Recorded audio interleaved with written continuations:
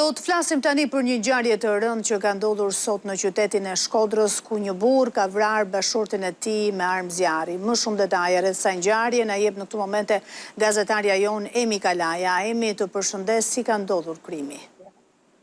Një ngjarje e rëndë është regjistruar në Shkodër, ku sërish krimi në familje ka tronditur këtë qytet. Bëhet fjalë për Stefan Ziçin, 62 vjeç, i cili ka vrarë me armë zjarri tip çifte, të cilën e mbante në banesë bashorten e tij, Bardhe Ziçi, 55 vjeçare.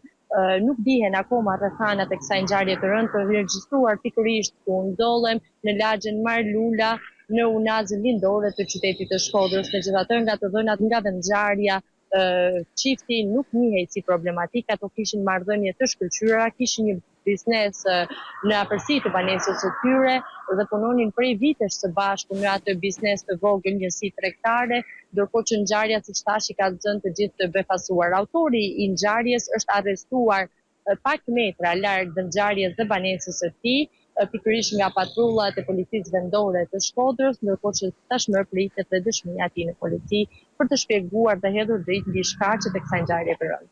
Qartë, Emi, të falenderoj për raportimin tënd lidhur me këtë ngjarje.